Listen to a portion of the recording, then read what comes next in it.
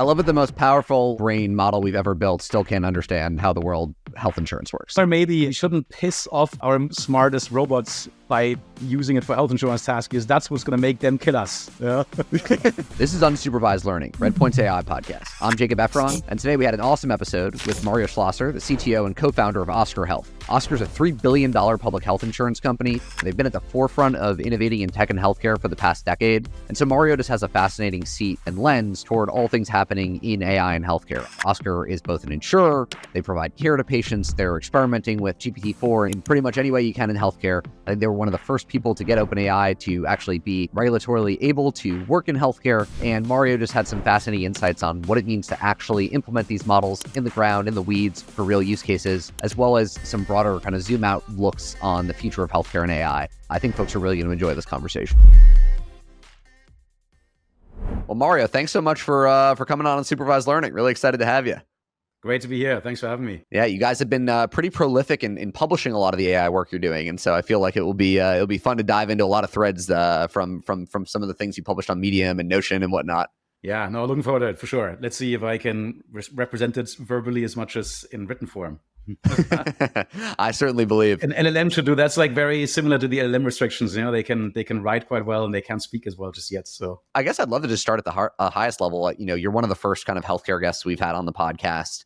So I'll just kind of ask you, in the next decade, you know, where do you think AI is going to have the biggest impact in healthcare? So one of the things that I think LLMs are very good at is going from informal language to formal language and the other way around. Yeah, from literally, conversation to summarization, from comments to writing code in GitHub Copilot, whatever else. And I actually really think that healthcare might be the single industry where you have the most of both, where you have the most formal language, ICD-10 codes, CPT codes, utilization management guidelines, and all kinds of other stuff that is very, very formalized, very regulated, very structured, but also lots of really human language, right? Any conversation between the provider and the physician and the patient, and any electronic medical record notes and things like that. And that is one of the reasons why healthcare, I think, had comparatively little algorithmic coverage, I would say, in the last, 15 years or so, right? There isn't really the equivalent of PageRank in healthcare. I don't know what that would be. There's all kinds of models, of course, in healthcare, predictive models that predict when you go to the ER or whatever else. But they're logistic regressions and stuff like that. And they always sort of ended at that surface of where you go from formal language into informal language, in a sense. Now we have LLMs, and they are incredibly good at exactly that threshold, to go between formal and informal and back and forth again. And so I am just looking for all the use cases that are right at that intersection. And for Oscar, and I think for the healthcare system overall, that initially I think means that a lot of the use cases are on the administrative sides. So when we pay claims, for example, we run a claim through a very, very big rule base, which is really just all rules based, and we can create a very long trace of which rules got applied in which order and which ones failed and which ones fired and all that kind of stuff. And you can look at that, and as an expert, you can make sense of it and say, okay, this is why the claim didn't get paid. But it's hard to do for any kind of layperson to look at this thing. And LLM can now look at this thing and say, okay, let me translate this from this very formal language of trace from the claim system into informal language, which is what the hell even happened here. And there's a lot of use cases like that. So I think that is going to be the next 5 years of healthcare. All this administrative stuff has to become real time, has to become sort of like, bidirectional very easily, has to become much more transparent and all that stuff. And I think if we do that right, then we will have a healthcare system where you go to the doctor, you will know right away what something will cost you. You will be able to right away say, whether there's a better alternative than the thing you're about to do as a patient, or the thing that the doctor is about to tell you. And there's no more issues with weird claims getting denied and authorizations are coming through and things like that. I think that's kind of the next 5 years, if you will. Of course, then the big prize has to be, how much can we replace the caregivers and the clinical intelligence with machine intelligence? And that really means eventually, bringing down the cost of doctor visits by a factor of 10 or a factor of 100 or whatever else, and replacing specialists with AI and things like that. That, of course, runs into all the issues of hallucinations and safety and LLMs insulting people and biases that are baked into the trading manuals and everything else. That obviously has to be the goal as well, that we eventually get there. For Oscar internally, that's exactly how we're sequencing it. We have, of the top 4 use cases right now, I would say 3 are administrative in nature and 1 is clinical. And the clinical one, we don't have a lot of expectations for the kind of breakthrough in the next 3 months. But for the administrative ones, we are like, all right, by mid-February, we're going to solve this. And then we got to go move on to the next one, and just much more D than R in the R&D. No, it's a really interesting point. I feel like the ability for LLMs to go to different levels of sophistication depending on the end user or end audience, one, makes a ton of sense for people to finally be able to understand their insurance bills or where their claims sit, or all these things that are probably, you have to speak one language to, internally and to regulators and everything, and then another language to your end user of an insurance product. And then you can obviously imagine on the clinical side, there's probably a level of a conversation the doctor wants to talk to another doctor about as they're referring a patient, but then they also want to communicate the visit itself to the patient. And so the ability to kind of transform the same set of data into, different information for different audiences, I think is super compelling. Another thing we certainly realize when you compare these use cases is that in the administrative use cases, the healthcare system collectively has already spent a lot of time to make the inputs and the outputs very clean. Okay, if you pay a claim, it's going to get paid based on the stuff that's on the claim. There's a clearinghouse, there's a format for it, an 834 and whatever format, an EDI format and all that stuff. And you largely decide based on what's on these things, okay? And the output's very clear as well. Are you going to pay it? Are you not going to pay it? Are you adjusting it or whatever else? That is not the case in clinical use cases. And one of the things we realize when we even do something like summarizing a conversation between an Oscar provider and an Oscar member in a virtual primary care setting, for example, right? Oscar runs a medical group. It's about 150 caregivers, providers, nurses, and so on in it. We record all those conversations. We have an LLM summarize those and generate the medical record from them and all that kind of stuff.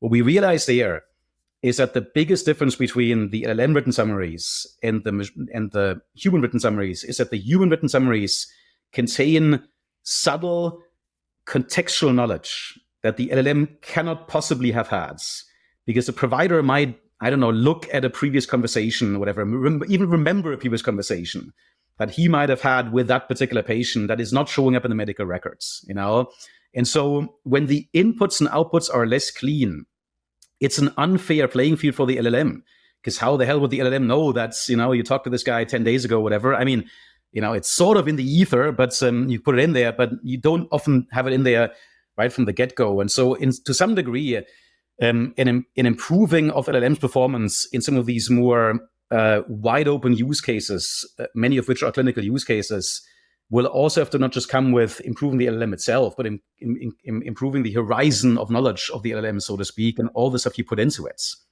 That's so interesting. Like for some of these like administrative use cases, because of how it has to be structured, you have all that. You have the same information, the same playing field. But the point is, maybe there's a hallway conversation or a text message or something like on the clinical side that you can't feed in this context. That's really interesting. I mean, we used to, just to make another example there. Actually, so Oscar has these concierge teams, or now we call them care teams, where we have a number of people and they focus on a particular block of members. Okay, and the way we organize them, and we found this out many years ago, is that we said we should have them focus on certain geographical areas. And the reason was that if you live in Manhattan and or in Brooklyn or whatever else, your way of getting around the city and getting to physicians is just going to be a different conversation if you live in Phoenix, Arizona, or whatever else. Right? You're going to drive a car in Phoenix, you're going to drive the subway in Manhattan or the bus, whatever else. And so that contextual knowledge, like what is the weather today in Manhattan? And is it okay for that guy you're talking to go to the bus stop and take a bus downtown or whatever else, is weird knowledge that the agent probably has, that the LLM probably doesn't have, unless you give it to the LLM, of course. And that, of course, then goes back to, okay, how can you give way more context to the LLM than we currently generally do in these setups? Taking a step back, I'm curious, like obviously as Oscar, I think you sit at this really interesting place where you're obviously an insurance company, you're, kind of renowned for your consumer experience on the insurance side. You also have, like you said, a provider group, you have care managers. There's like so many ways I could imagine you guys using AI internally. And I think even on your Notion page, you've gone through a lot of the potential ones. You mentioned kind of 3 administrative use cases, 1 clinical. Like, I think our listeners would love to understand a bit more about just how you guys are leveraging AI today. Yeah, so I would almost say so we're an insurance company, right?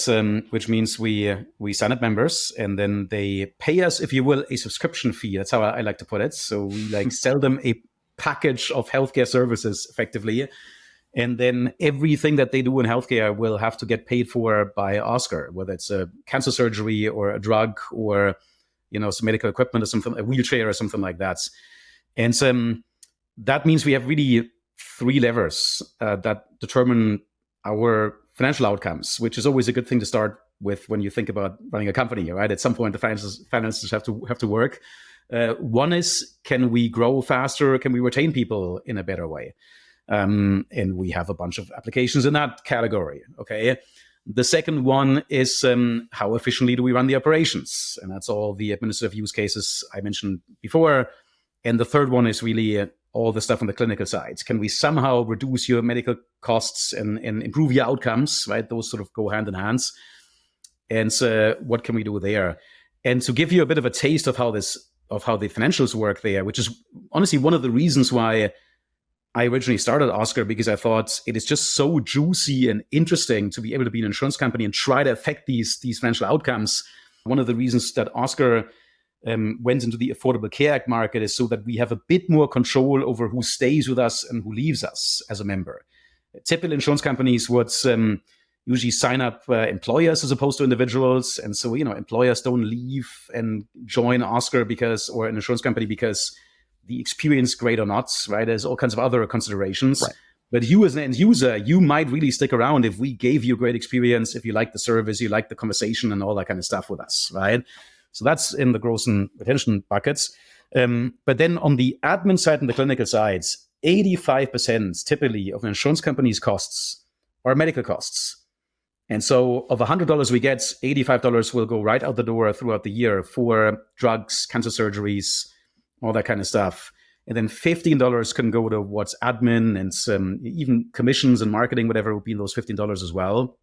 And so in some sense, it's way easier to automate an internal process to save a little bit of money on the administrative overheads, but it's way more fun and powerful and better for the healthcare system to get at the $85 that constitute medical costs. Right? A little bit of savings there goes a very, very long way towards improving margins. And margins, by the way, of insurance companies tend to be between 2% and 5%. Right, so you save a tiny bit on the 85%, and you double your margin suddenly. Right, that's really the way that this works in a very powerful way. So in all of these three buckets, we try to see how can AI help us, and how can LLMs work. I can give you one for each, if you will. On the growth and retention sides, I would say we've done the most on the retention sides. Okay, so the way our business works is that we have essentially 6 weeks at the end of each year where members can re-sign up or newly sign up for the insurance for the entirety of the next year, which is an insane sort of Christmas business type of thing, and as if you compare it to retail, right? Like we have that plus like times 10 basically. Everything that does not happen these 6 weeks is basically just not very relevant. and that means we better land the plane in a really good way in those 6 weeks. And so on the retention side, for example, what we've tried to do a bunch there is to just run a lot of outbound campaigns, reminding members in a very personalized way of why we think they should like Oscar, why we did something good for them in the preceding 12 months, And there are things that we find that have a lot to do with personas of members. For example, and honestly, I can go one level down, but 2 levels down, I don't know, and I don't think anybody else knows either. But we found, for example, that reminding people of getting colorectal cancer screenings had worked particularly well from an ethnicity point of view with Asian Americans in our case. So interesting. There is an interesting segment now that we can identify, and we can go after more directly, and then say, okay, we reminded you of getting your colorectal cancer screening. You went and you did that. That was helpful to you. That felt like a kind of good preventative care step to take, and you should be happy about that. That Oscar reminds you of these things, can get you to the right doctor at the right time. And that's why you have a health plan. That's why you have Oscar, because we like to have that conversation with you. There's an interesting difference between chronically ill members of Oscar and generally healthy members of Oscar. One of those segments responds much better to messaging around empathy and the other segment responds much better to messaging around just convenience. And so if you're chronically ill, you are already dealing with your illness to some degree. You already know how to use the healthcare system for the most part, and so then cutting out some superfluous steps for you goes a lot farther than if we told a generally healthy member, "Hey, you can now go to the doctor more quickly." That resonates less, and the sort of like empathy, nice message resonates better with than people like you and I are probably generally healthy and just need a little bit of talking to go back to the doctor, for the right reasons. And so those are all the things that are very much in this domain of, language matters, how we phrase things matters, how we sort of read your mind a little bit, if you will, through the conversations you've had with us matters. Has like GPT-4 out of the box worked for that? Or like, have you had to tweak, it just kind of works? Yeah. I think it works well for this stuff. I mean, sort of, extracting from customer service conversations, certainly what the issues are the patient came with or whatever else, or, a little bit persona, character, whatever, that stuff you can extract quite nicely, quite easily. Yeah, that's definitely works. It works even in small ways. Like we have ethnicity information for about 65-70% of our members. It just, we are able to collect it in the onboarding, or we get it from one of these state exchanges, we get it from the federal government, whatever, something like that, okay? And as I said before, that's an important matching mechanism to get you to the right doctor, have the right conversation with you, all that kind of stuff. How to fill the remaining 40% is a great LLM use case. Looking at the name perhaps, and, looking at the conversation, in, just even detecting the language that the last conversation was in. Those are all these kind of things that were definitely possible with normal machine learning models before, but they definitely get easier by just sending one message to GPT-4 and say, all right, which language was this? Was this Tagalog, or was this Kiswahili, whatever else? It just knows this stuff. And so that's, useful for lots of things straight out of the box, for sure. So that's growth and retention. I'd say in the admin space, that's probably the area we've published the most about, right? And current top of mind use cases are, we've been running this call summarization in parallel with our care guides taking notes on customer service calls, and we're increasingly phasing out the manual note taking and just kind of completely letting the LLM do it, the summarization note taking of the call, and not even having telling the care guides you can stop taking notes. The LLM will do the whole thing for you. We've launched lab test summarization in the Oscar Medical Group. We've launched secure messaging medical records generation in the Oscar Medical Group as well.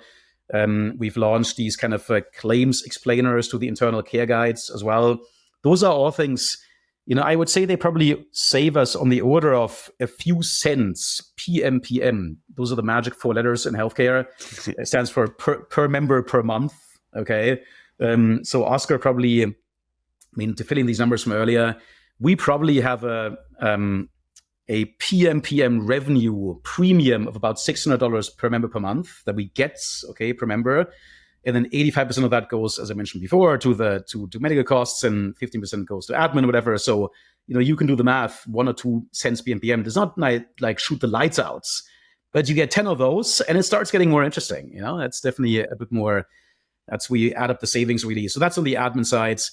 And on the clinical sides, I'd say those are the earliest use cases, but the biggest one there right now is I would call it talking to the medical records. For the doctor to talk to their own medical records, or for the patient? Yeah, for the doctor, for the caregiver, for the customer service agent, almost for anybody inside of Oscar, I feel like a lot of our listeners are building general AI applications, and they're probably like a bit scared of healthcare, right? There's all these regulations, there's, HIPAA, there's BAAs that people want to sign. I think it'd be really interesting. Can you talk a bit about those requirements and how they kind of manifest themselves when you're just implementing these models off the shelf? Like if you're using a GPT-4 or Mistral or Claude, have people built around these requirements, and what restrictions does that mean for, maybe there's a customer support company out there that's like, oh, we could do this for healthcare, but healthcare sounds scary. Rashad here. I'm the producer of Unsupervised Learning, and I want to take a quick break to one, say thank you for tuning in, and two, give you a little insight in what we have planned for 2024. So the team has been working really hard at figuring out who the best, smartest, top guests would be to have on this show, reaching out to those guests, working around their schedules to bring them on and tell their story of how they're navigating the very rapidly developing landscape of AI. So please consider subscribing to this channel so you don't miss out on those awesome episodes to come for this year. And thanks again for listening. Now back to the show. If you're using a GPT-4 or Mistral or Claude, have people built around these requirements? And what restrictions does that mean for, maybe there's a customer support company out there that's like, oh, we could do this for healthcare, but healthcare sounds scary. Yeah.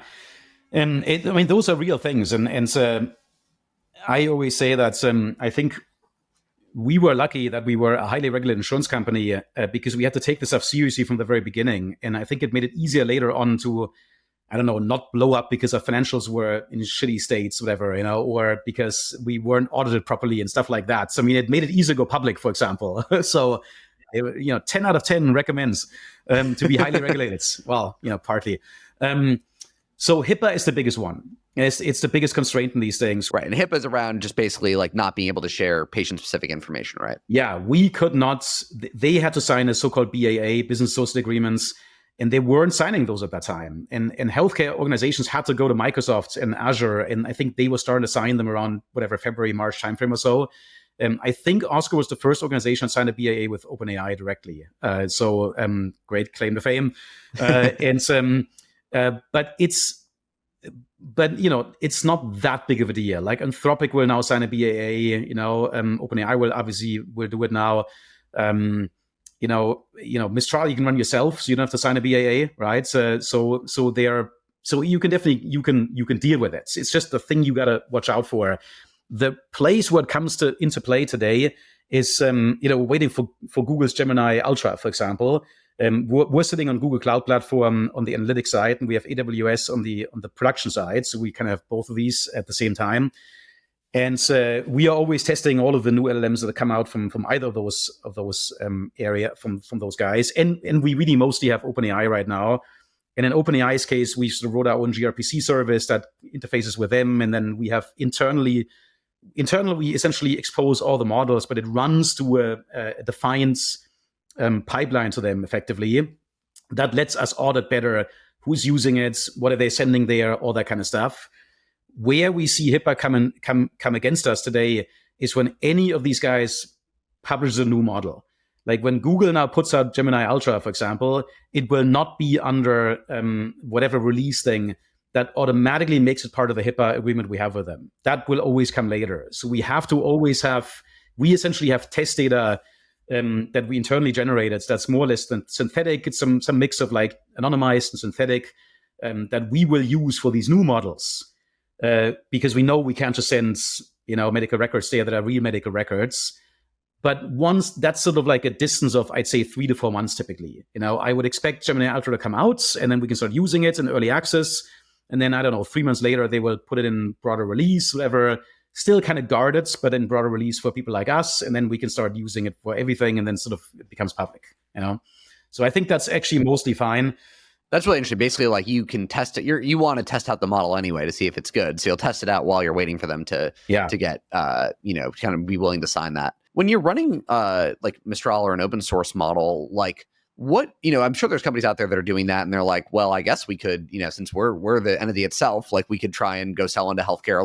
What do they actually need to put in place in terms of checks and balances to make sure they're ready to go talk to a hospital about, doing, helping them with customer service calls or, patient messaging or whatever it is? It's a huge question. And I don't think there's a great answer. So hospitals will make you go through security reviews and policy reviews and so on. And they're basically long checklists. And I'm sure you can ask, honestly, a hospital what the checklist is. You know what, actually, let me check with my legal people if this is a service Oscar could do to society to take one of the recent checklists we put out and just publish it. So you can see what hospitals generally would want. But there are also some there's some certifications that if you have them, it will be much easier. Like High Trust is one of those. If you're High Trust certified, then a bunch of these things fall away. But I would look at those things as final hurdles to get over. I don't think they are the ones that really make a difference for you at the end of the day. What makes a difference for you at the end of the day is whether you can get a hospital to trust you and your solutions. And that will not be outsourceable to high trusts. And that is very difficult. I'm not going to lie. I think health systems and insurance companies are not good at rapidly prototyping things. And they're not good at doing that rapidly, I mean, in really any way. The ones who are then not good at following up on the rapid prototyping. Yeah. So you just will spend endless amounts of cycles in that process. And it is one of the fallacies, I think, in health tech is that you spend too much time on your products and too little time on this kind of enterprise sales process. The best products in healthcare, unfortunately, do not win. It really still is the best enterprise sales processes that win. And it makes way more sense for you as a founder to spend time in conversation with whoever's on the other end and in kicking the tires together with them and things like that, than for you to tweak your model for the 10th time and hope that somehow that's going to make a difference for the sale. So that's a little bit the disillusionary message there. I think I would say, well, one of the things we did recently is we were part of a consortium of health systems and insurance companies that wrote a document about principles for AI and the use of it in healthcare. There's a website as well. Yeah, we'll link to that in the show notes. I helped write that document, and a whole bunch of other very smart people in healthcare helped write it. Folks from UC San Diego and Boston Children's and HCA and various payers and so on. And one of the things that we put in there, and I was excited about how excited everybody else was about this, is a lot of positivity around AI solutions.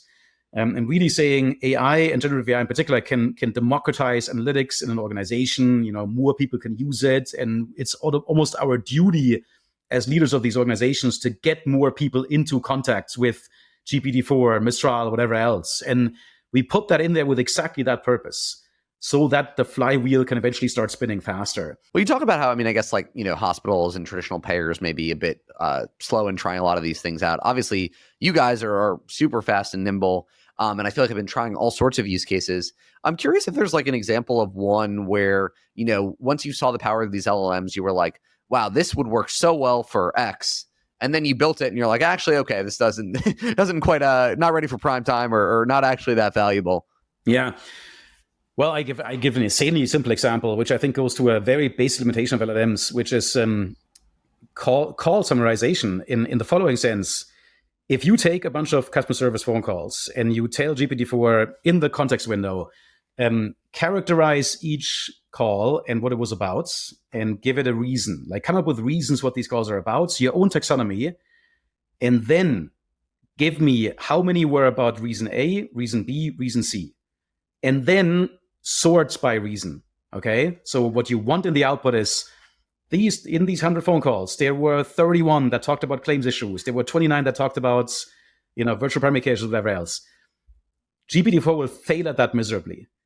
It is an incredibly weird thing. And it will fail if you make it too big in a weird way. And so this is a very, very fundamental limitation of LLMs, because it almost, to put it naively, runs out of layers. These transformers, they have all these layers, right? And it's basically all the blocks, and they get repeated many times. And GPT-4 has, actually, they haven't said how many layers it has, but it's probably 100 or whatever else, right? And on the simple language models like GPT-2, whatever else, really early language models, people have done all kinds of interesting interpretability studies where they've looked at, when you take the sentence, the capital of France is blank, and you let it fill in that token, then you can see GPT-2, I think, has 20 layers or whatever else, that by layer 10, it has not identified the token that will be the final answer. But layer 11 has that token, and it doesn't change anymore all the way until layer 20. Okay, so there's very clearly a layer by layer processing going on that somehow at the very end leads to the synthesis of, it's Paris, and that becomes the thing. And so effectively, when you do a task where it first has to process all these tokens and say, okay, here's call 1 is this reason, call 2 is that reason, call 3 is that reason, And in the same processing, it has to then also count them. It's sort of like maybe does the first identification until metaphorically layer 10, and then needs another 10 layers to count it. Have you been able to split that up just into different steps and different calls to the model to make it work? Yeah, so chain of thought that's the reason why chain of thought works, right? Chain of thought does not work because the LLM thinks whatever. That's not the case. Chain of thought works because it effectively you chain LLMs to each other, right? You almost like expand the layer space, if you will, right? And you have the bottleneck in the middle of the token generation, really.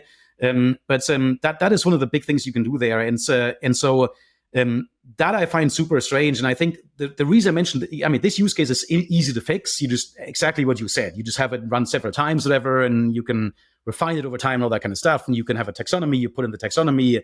You ask it to refine the taxonomy over time. Whatever. That all works.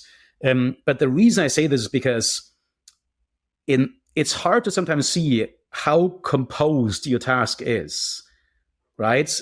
This is an easily decomposable task, but the task of, is this guy a smoker or not? How many subtasks are really under this task? That is somewhat hard to say, right? And so that is, I think, still for us, the big thing to think about. I'll give you one more example, which is a totally different flavor, but literally also something I looked at earlier today.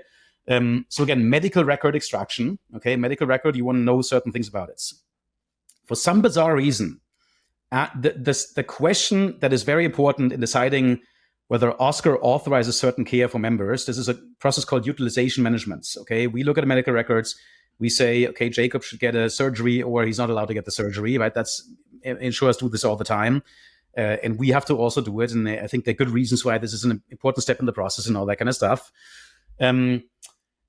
The way these things work is you effectively have questionnaires and you have to answer questions in more or less binary question answers. Okay, yes or no, and then they get mixed together in some kind of and or formulas. Okay, and one of the questions that shows up quite a bit is, does this member have a post-traumatic injury?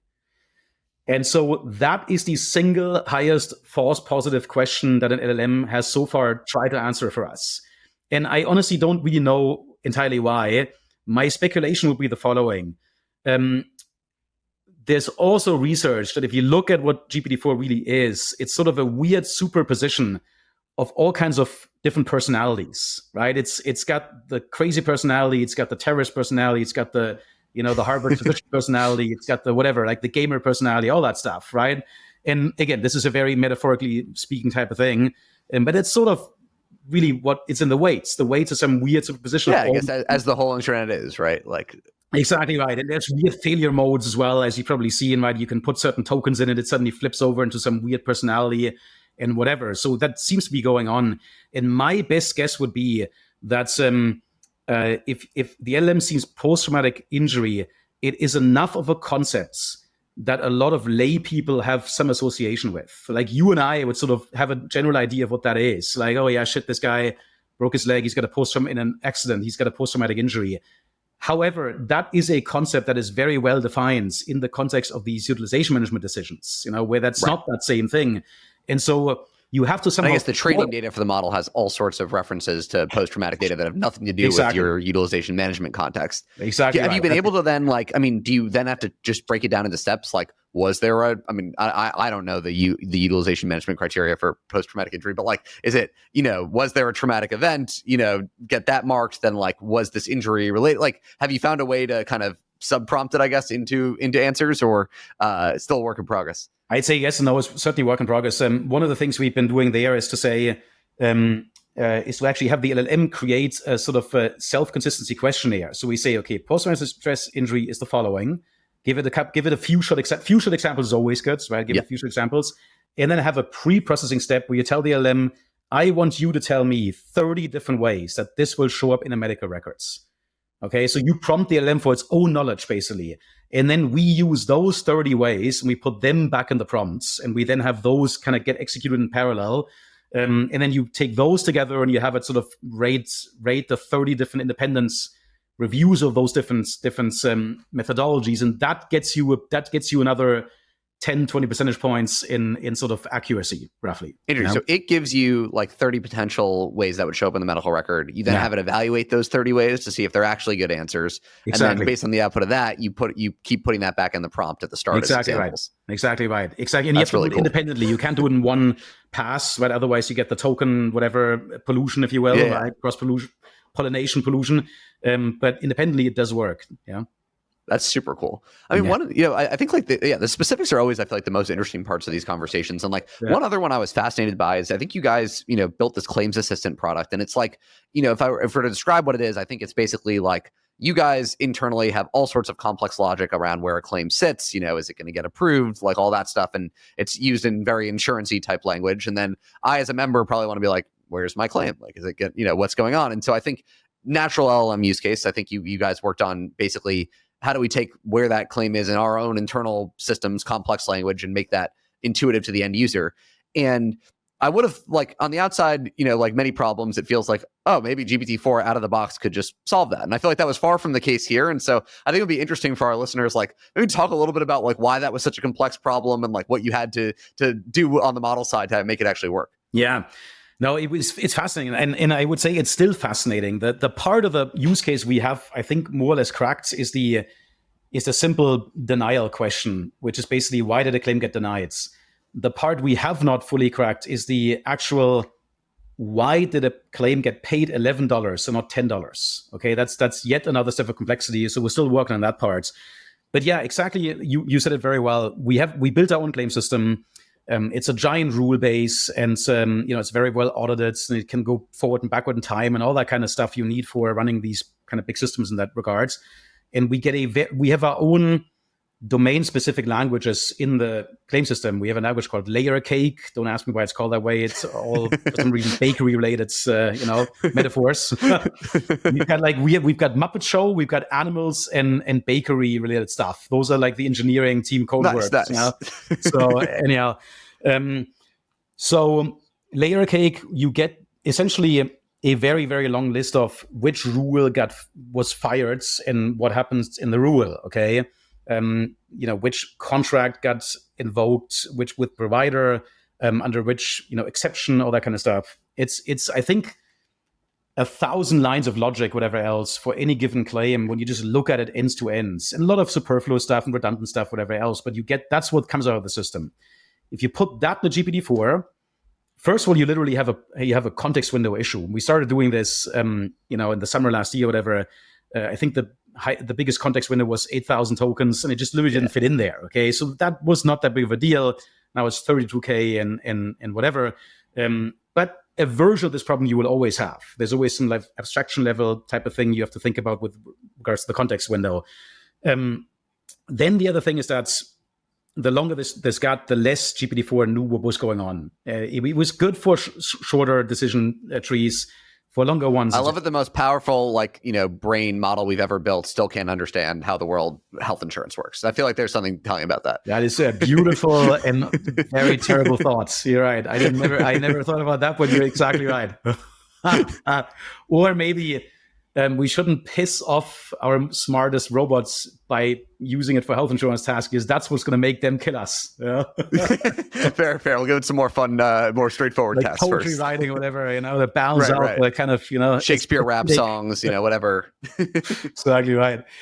So, so it failed at all this stuff. And so what we basically realized that we had to give it these prompts, these traces, but we had to give it the traces at a certain level of hierarchy. And so we said, okay, we'll give you everything, but we don't give you the sub-procedure calls. Like whenever it stepped down to some kind of a function internally, we just said, okay, it's now calling the function of determine geography or like determine gender or something like that, and we didn't give it the output of the function.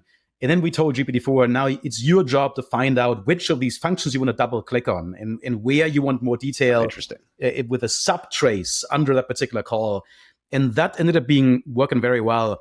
You basically had to focus it on such a mass amount of information that you basically had to figure out how to prompt it to focus on subset of that information.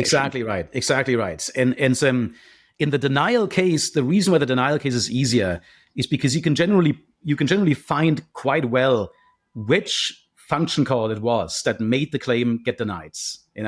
that function call might have had other function calls in it, but at least you know where to look. Like there's 99 function calls, and the 100th one fails. All right, that is the one you want to double click on and go down into, and then whatever. Right? I guess one thing I'm curious about from just hearing you talk about these use cases, it feels like you guys have gotten really smart on like different kind of prompting strategies and ways to what extent do you feel like you're picking this up from like the literature, picking it up from like informal conversations with other, tech leaders that are trying this out, or just like trying a bunch of stuff and it's like, oh, that bucket happened to work?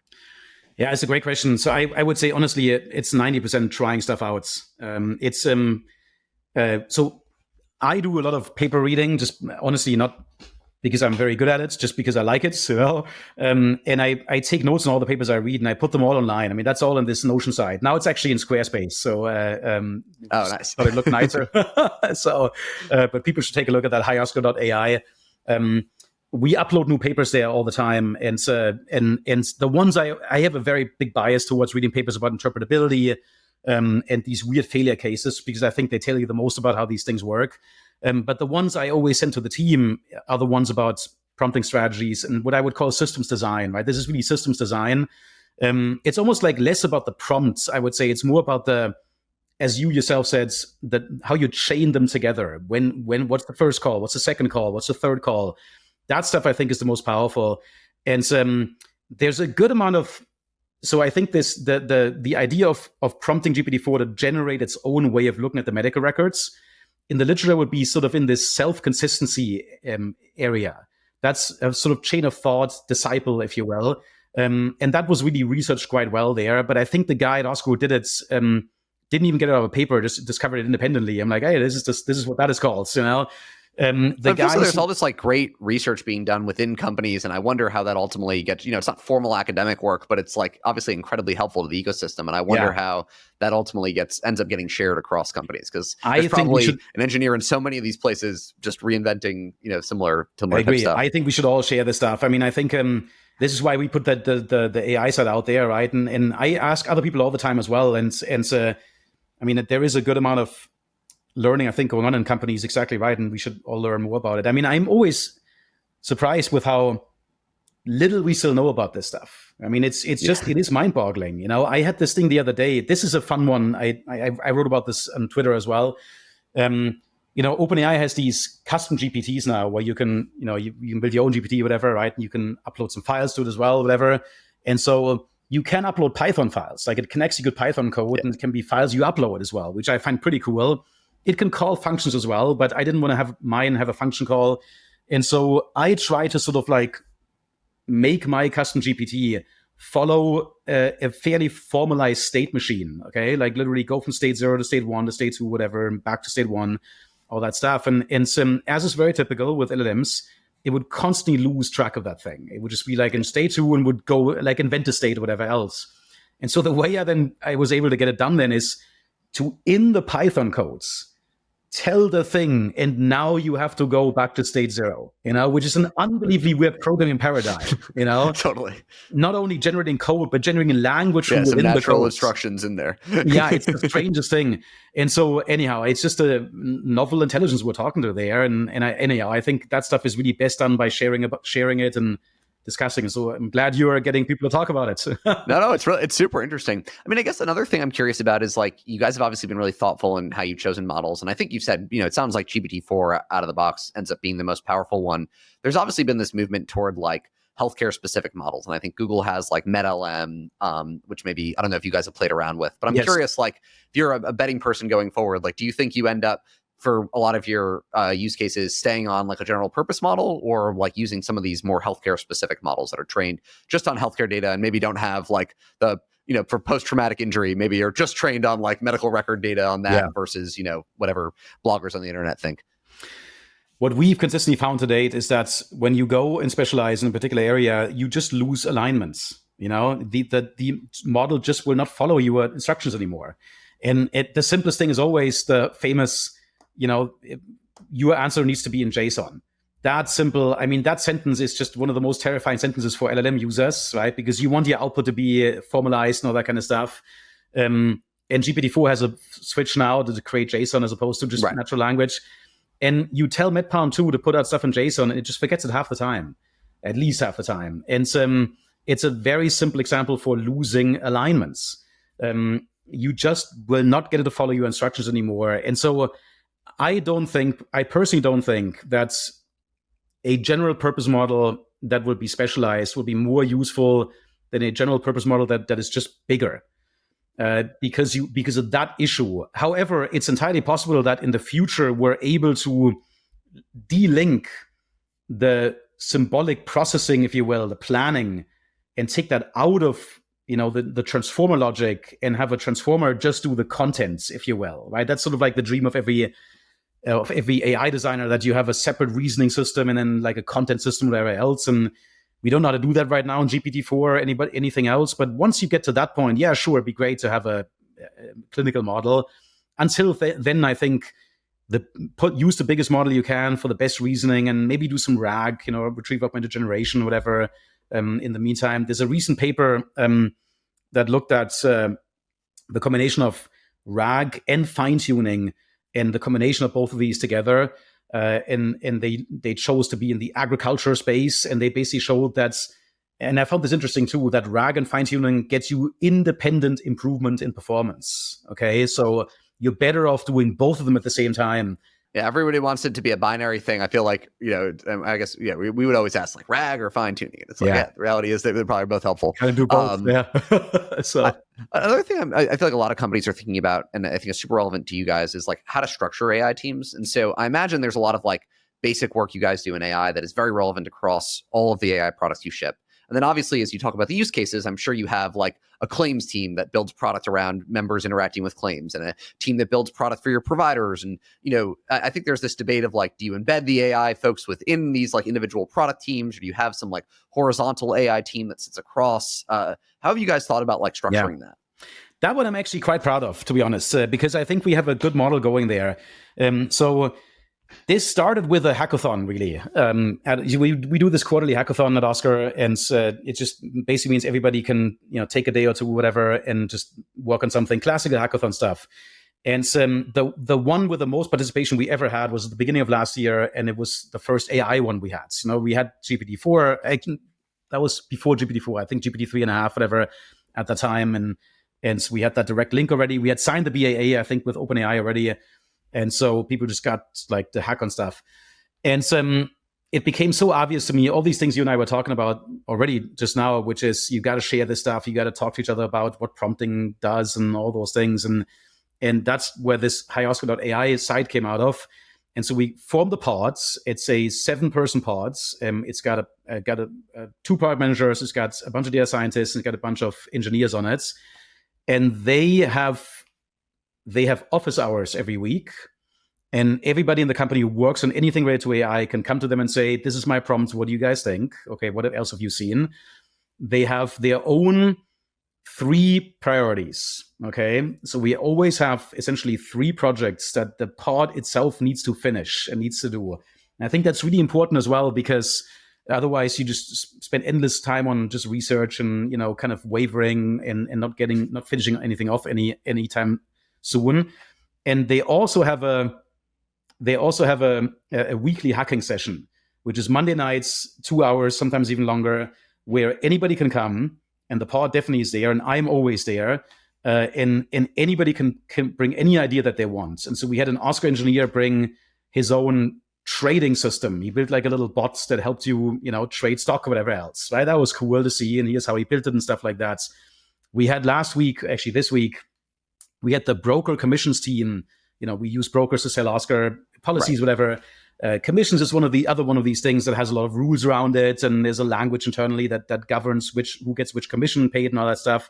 So they used that system to explain which commissions had gotten paid and which ones hadn't gotten paid. Sort of like the Ossabot, the claims bots, effectively. They showed off their system and what they were doing there. We had the utilization management tool earlier this week. And if we don't have anything, I usually show one of my things. I show the whatever picture generator I created last week or something like that. But the point is really to lower the bar, like to just make it insanely easy for people to come with something that they tried, even if it didn't work. That's why I always also go and do something that I did, because I feel like the more embarrassing I can make my stuff, the better, because it lowers the bar for everybody else. Like, this is, by the way, great CEO and founder rule. Whenever you do karaoke, you have to sing as a founder. It's just no excuse not to sing. Because, if you sing, then everybody say, oh my God, that guy can make an idiot out of himself. Now I can go and do it. And by the way, the other rule is also, it is absolutely, biases are a bad thing for sure, but it is absolutely the case that if you go and sing at a karaoke nights, and then you go and say, hey, Mario had a cool idea about healthcare, there's probably something in me that will want to make me listen to you a tiny bit more, because I'm like, oh yeah, that person took a risk and sang and it's entrepreneurial, and I want to listen to the person's idea. The next Oscar karaoke night's about to be wild. Now people listen to this, it's like everyone will be fighting over the mic. Probably, yeah. We haven't had one in a while, actually, post-pandemic, but so that's how we set it up. They got the pod, and the pod also has a list of all the other AI projects in the company, just to kind of keep track of them and whatever else. Yeah, and I think that's a very nice mix of sort of you have some things centralized, some things decentralized, and everybody knows that they can come to these guys and have ideas and whatnot. It works, I think, quite well. I love that. And I guess as you've been building these, these features, I feel like we're so early in kind of having any sort of tooling around, helping folks build them.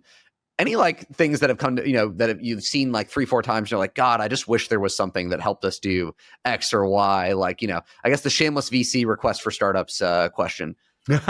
Excellent. Yeah. I mean, I would definitely say the safety layer, right? Is there some way that your LM produces output, your model produces output, and you send it somewhere else and it verifies if that thing is not insulting? How do you guys solve that now? Honestly, right now with a human in the loop. I mean, any use case where there's danger of that happening, it just goes to a human right now. That's the lab test summary goes to a doctor. The claims explanation doesn't go directly to the end user, it goes to the care guide agents, to the claims agents and whatever else. That can't stay that way. Obviously, if you want to have clinical chatbots, we have to have direct-to-consumer GPT-4, whatever, GPT-5 outputs.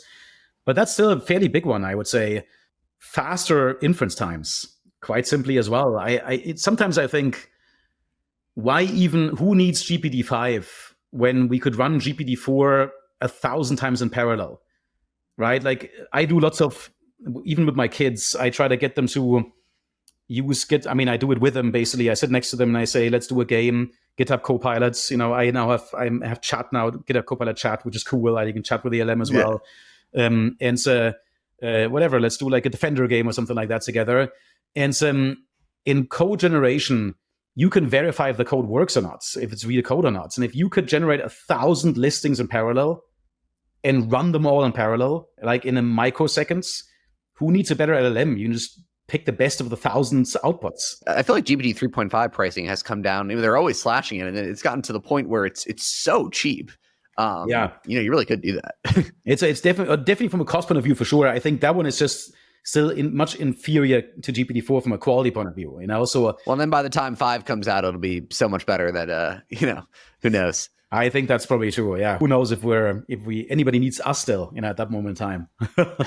Yeah, we shall see. Hopefully we have at least till 7 or 8. I guess you probably, it sounds like, you think about all this stuff so much. I'm curious that if you weren't building Oscar and, you were just starting a net new healthcare AI company, what do you think's most interesting, best commercial opportunity? Where would you start? Does it have to be healthcare, or can it be a generic? I know everyone wants to flee healthcare once they've had to been through it once. But we'll keep you just because it so well. Yeah, I'm curious where you see the opportunities. Yeah, that's a good question. But I feel like, does it have to be healthcare? Is the classic second time healthcare founder question. Yeah. No, because my answer in healthcare would have been, pick a very, very, very obscure niche of healthcare where you're solving some very particular issue for enough people who are not technical, regulatory filings composition. That actually might be a good one. I mean, Oscar struggles with things like how do we create the right kind of regulatory documentation without too much overheads, and not just even for healthcare regulators, but even for for SOX compliance and all that kind of stuff. We, as a public company, we have to do a lot of work in that. And it slows down engineering to some degree. It's also very important, obviously, to get it right, because you want to have high quality output and you want to be able to make sure you pass these controls. But I always wonder if there is not an application of generative AI in exactly that. It's like, it's, regulatory reports have to be written. They're natural language. They're not just tables. Can you generate them more easily by having some LLM watch your data flow and generate them automatically? I think there's something there.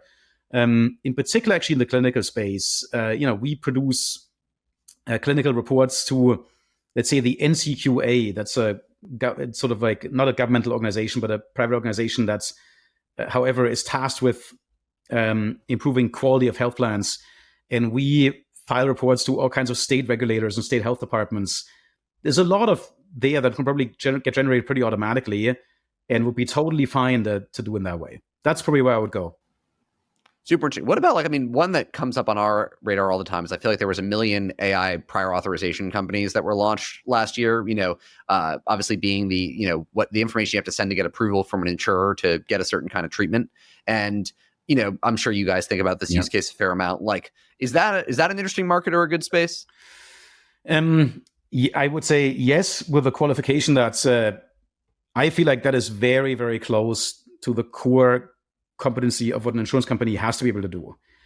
And I don't understand really necessarily why people can't do it themselves better, including us. And so the risk I think you run there is that you're trying to take a very neuralgic thing away from an insurance company. And if you just take it away and you don't somehow make it very interactive and very platformizable, if you will, for that insurance company that you are sort of like taking this from, I think you're going to have a low horizon of what you can get to, a low ceiling of what you can get to. This is really what insurance companies think that they need to be good at: clinical management and post-discharge planning from the hospital and all that stuff. And I wouldn't say they are very good at it, but you sort of, catching them where it hurts, if you will. I would actually say the other thing is fraud, waste, and abuse. That is still an industry that is very dominated by a lot of very old school players that make a lot of money still. And it strikes me as not clear why you need to overpay a bunch of fraud, waste, and abuse companies on the back ends. Makes total sense.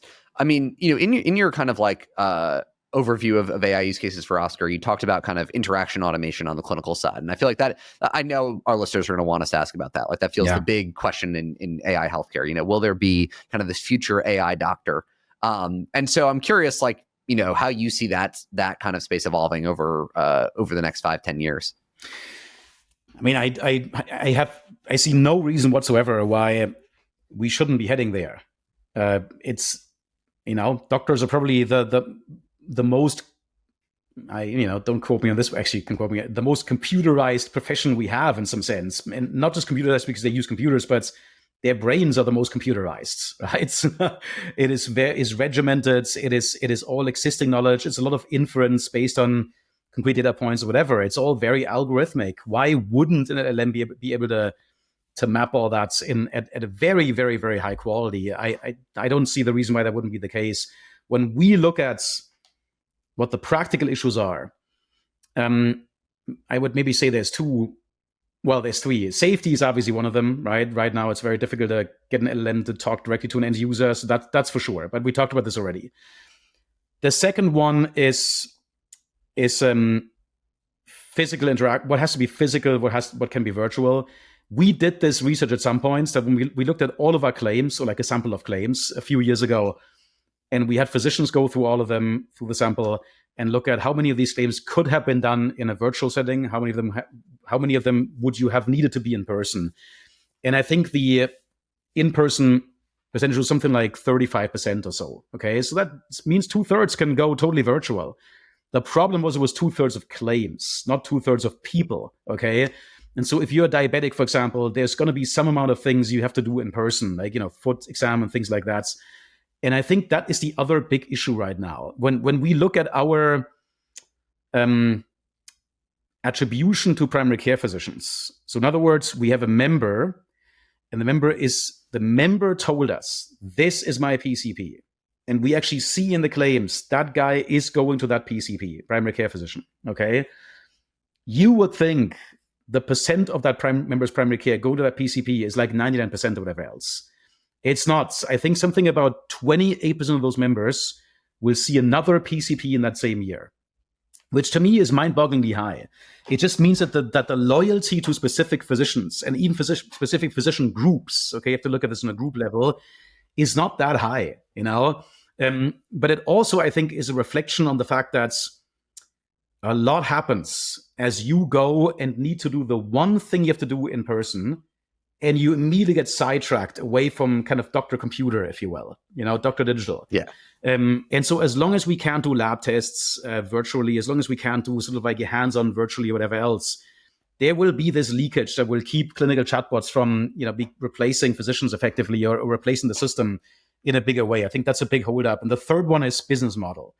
It is just unfortunately the case that right now, if you're a health system, and I don't mean this cynically at all, even though it is kind of makes you cynical a little bit, if you're a big health system, there's not a lot of incentive you have to switch towards lower costs channels of care delivery, because that will mean the insurance companies and the government will put pressure on you to reduce reimbursement costs, which of course will mean then you have to reduce capacity and all that kind of stuff. And so the insurers would be in a good position to deploy automated virtual primary care, but they mostly can't because they don't have the member engagement and all that kind of stuff. It's the conundrum of the US healthcare system. And so anyhow, that's the third thing that I think we have to somehow cut through over time.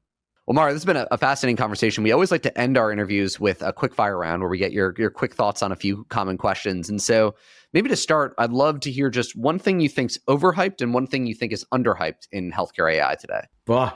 Okay. Overhyped. I mean, I think clinical chatbots generally overhyped. Underhyped, maybe voice outputs. Let's pick one thing. I think you can get pretty far pretty quickly there, and there's a lot more we can do there. As long as they're not talking about clinical things. Yeah, maybe. Yeah, that's right. Which healthcare AI startup, outside of Oscar, are you most excited about? I mean, honestly, I would still say OpenAI. I hate to say it, but I just think they're still building the best models. I would also say Hugging Face, even though it's not AI necessarily, not healthcare either. But I just love the fact that they're creative. We have a contract with them. We use them for consulting purposes as well. Having one place where all the models collect is cool. Well, I feel like there are so many threads in this conversation people are going to want to pull on. So I will leave the last word to you. Where can folks go to learn more about you, about the exciting AI work you're doing at Oscar? Floor is yours. They should go to hioscar.ai. That's our collection of papers, of Oscar articles and insights and all that stuff. And we try to really be very open about insights we have and things we try. So if we crack that use case on the medical records extraction, for example, that'll be all on there. People can look it up and see and do it for themselves. I think they should follow me on Twitter as well, Mario TS, at Mario TS. I try to post my own stuff there, my own explorations, and certainly also all the Oscar stuff we're doing. I want to do a lot of stuff around games, by the way. So if people have any interest in helping me figure out those use cases in gaming, then I would love that.